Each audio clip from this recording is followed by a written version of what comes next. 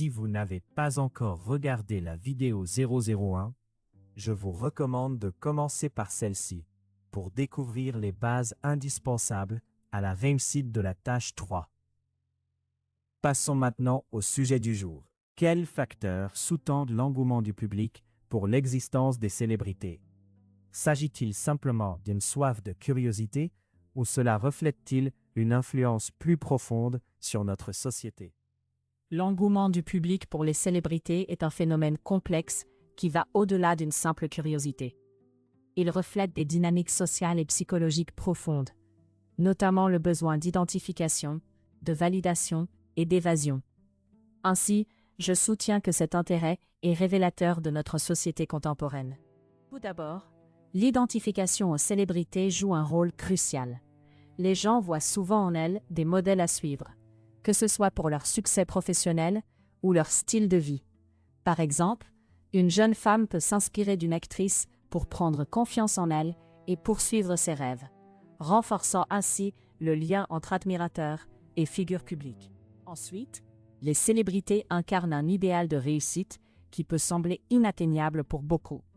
Cette représentation peut susciter des aspirations et des motivations, comme le montre le phénomène des influenceurs sur les réseaux sociaux, qui encouragent leurs abonnés à améliorer leur vie en suivant leur exemple.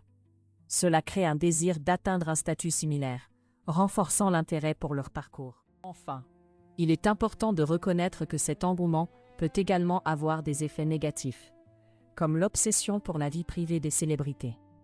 Des événements tragiques, comme le harcèlement médiatique dont ont souffert certaines personnalités, soulignent les limites de cette fascination et la nécessité d'une réflexion critique sur notre rapport à la célébrité. En conclusion, l'engouement pour les célébrités est un reflet de nos aspirations, de nos désirs d'identification et de validation.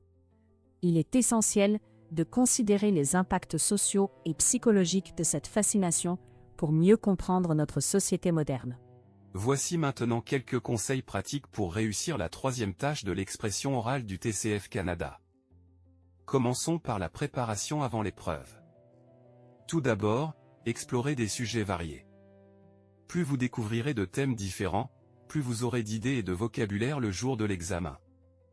Ensuite, adoptez un plan simple que vous maîtrisez parfaitement. Utiliser régulièrement la même structure vous aidera à organiser rapidement votre réponse. Entraînez-vous aussi à répondre à voix haute. Il ne suffit pas de préparer ces idées mentalement, vous devez apprendre à les exprimer clairement et naturellement. Pendant vos entraînements, chronométrez vos réponses. Votre objectif est de pouvoir parler pendant environ 4 minutes et 30 secondes, sans terminer trop tôt. Pensez également à vous enregistrer. En réécoutant vos réponses, vous pourrez repérer plus facilement vos hésitations, vos répétitions et vos erreurs de prononciation. Préparez quelques exemples polyvalents que vous pourrez adapter à plusieurs sujets. Vous gagnerez ainsi du temps et vos arguments seront plus faciles à développer. Enfin, mémorisez quelques connecteurs utiles, comme « tout d'abord »,« de plus », par exemple, « cependant » et « pour conclure ». L'objectif n'est pas de réciter un texte, mais de relier naturellement vos idées. Passons maintenant aux conseils à appliquer le jour de l'examen. Dès l'introduction, annoncez clairement votre position. L'examinateur doit comprendre rapidement si vous êtes favorable ou défavorable à l'idée proposée. Développez ensuite une seule idée forte à la fois. Expliquez-la correctement avant de passer à l'argument suivant. Chaque argument doit être justifié par un exemple précis. Vous pouvez utiliser une situation personnelle, un fait observé dans la société ou un exemple imaginaire mais réaliste. Reliez vos idées avec des transitions simples. Votre réponse paraîtra ainsi plus fluide, plus logique et plus facile à suivre. Privilégiez également des phrases courtes et bien construites.